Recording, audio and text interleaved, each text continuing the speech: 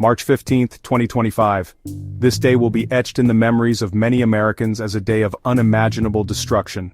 A massive storm system tore across the country. It left a trail of shattered lives and shattered communities. From the plains to the south, the storm unleashed its fury. Tornadoes, the most dramatic and destructive aspect of this system, ripped through towns and cities. The aftermath, a stark reminder of the power of nature's fury. The images are hard to comprehend. Homes reduced to rubble, businesses ripped apart, vehicles tossed aside like toys. The sheer scale of the damage is a testament to the raw power of the tornadoes that touched down that day. As first responders rushed to the scene, the true extent of the devastation began to emerge. It was a scene of chaos and heartbreak. This wasn't just a story about bad weather, this was a story about people. Families huddled in basements, praying for the storm to pass. First responders working tirelessly to pull survivors from the wreckage. Volunteers offering comfort and aid to those who had lost everything. The human spirit, tested yet again, showed its resilience in the face of tragedy. The storm may be gone, but the journey to recovery is just beginning. The road ahead will be long and arduous. But amidst the debris and despair there is hope. Hope that communities will rebuild, hope that lives will be pieced back together, and hope that, as a nation, we will learn from this tragedy and be better prepared for the next one.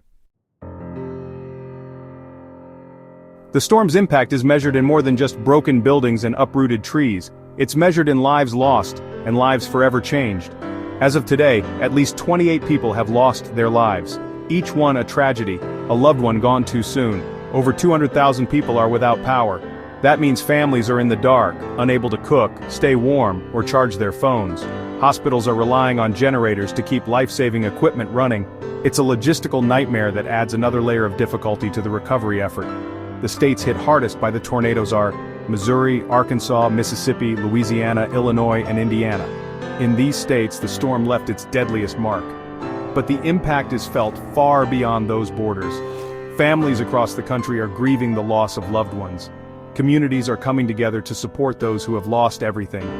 And the nation mourns with them, united in grief and solidarity. This wasn't just a sudden, isolated event. This storm system had been brewing for days. It first emerged in the Plains states, Kansas, Texas, Oklahoma, kicking up dust storms and wildfires. This alone caused 13 deaths, a grim foreshadowing of the devastation to come. Then, the system started moving east. It picked up moisture and energy, transforming into a monster. By the time it reached the Midwest and South, it was a full-blown weather emergency.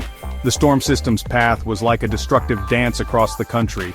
First it ravaged the plains, then it set its sights on the heartland.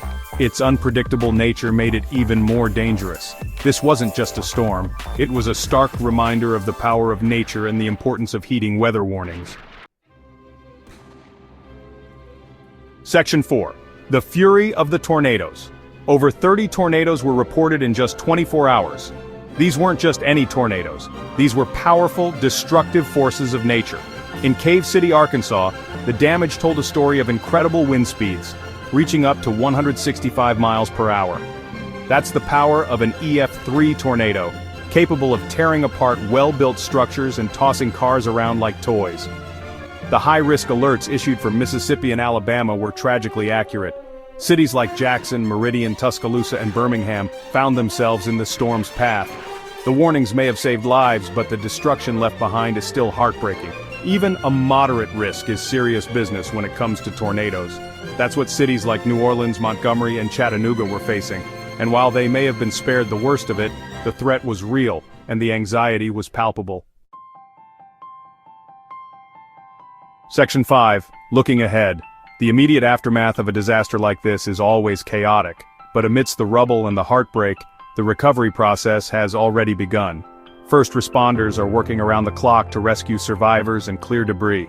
Governor Sarah Huckabee Sanders of Arkansas didn't sugarcoat the situation. She warned that recovery could take weeks, months, or even longer. Rebuilding shattered lives and shattered communities is a marathon, not a sprint. The images of destruction are hard to see. But there are also images of hope emerging.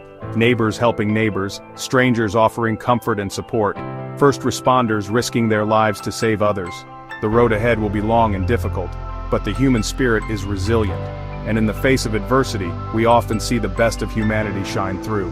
The recovery will take time, resources, and a whole lot of heart.